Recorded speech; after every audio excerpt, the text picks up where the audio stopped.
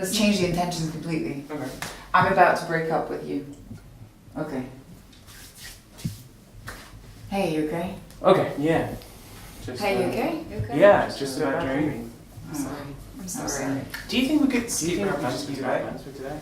Just stay in bed. Do not things. Please, please, please.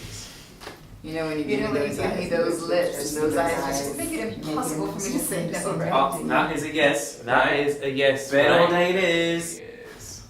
Okay, let's try. Let's do Oublie it et again. on British now. Yeah, let's try British. Okay. I'll stick with my accent, okay? Yeah, but sure. you do. No problem. I've got a master's in science, so I went to an engineering school, studied like physics and programming and telecommunications and stuff like that. So most of my close friends are from those years, right?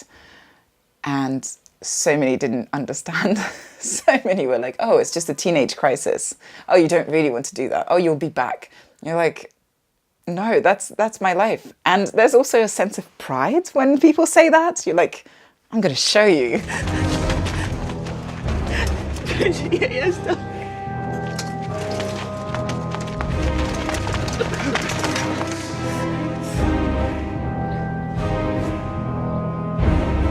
I definitely stumbled into acting because I was terribly shy when I was, 10, 11 or something. In school, like in French class, we'd have to read a paragraph each. Even in like science class or whatever, you'd have to read a paragraph from a book.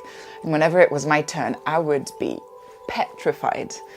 So I would start reading and I would just burst into laughter, nervous laughter, that kind of like horrible, horrible thing that just like engulfs you and you just can't do anything about it. I would start panicking, crying and laughing at the same time and people would just mock me for that. So I was sent to like the school nurse so many times and at one point I got advised to take theatre lessons and I was petrified at first. But then so quickly, it just liberated me. It was just incredible. Yeah,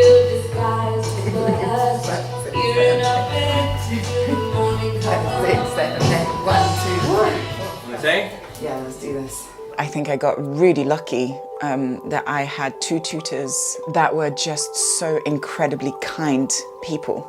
It was a very nurturing and very supportive environment.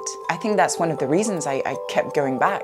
It was very safe compared to like the classroom where I would go and they'd be mocked, So I was looking forward to going. It has ingrained that love for acting and that love for theatre and for performing.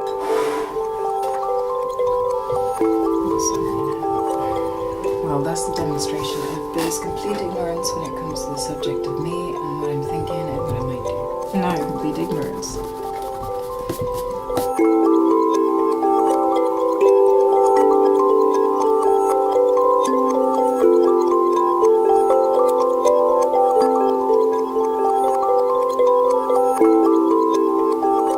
These are plans that you made for today. Sorry.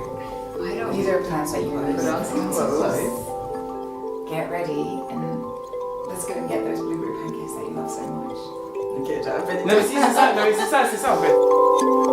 There is a fascination for me in stories of the human qualities, the human essence that you find in stories. And I love reading essays and stuff like that, or like articles and stuff.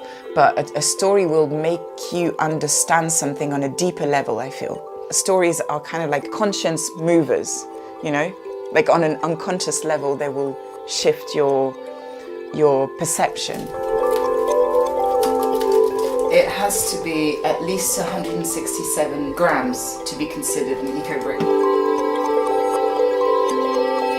I think the media and fiction, film, theatre has always played a part in raising awareness about issues. It's not necessarily like changing the world right away, but it's just planting the seeds. And I really do believe we've got an influence and a responsibility in this world. And I think we have to be careful about what we say, about what we choose to work on. I don't want to participate in perpetuating cliches and stereotypes. I think it's actually quite harmful. I find it quite fascinating to, just try to explore who you are, all the facets of you. I think that's quite interesting. And I think in acting it's very important as well. And in life, actually.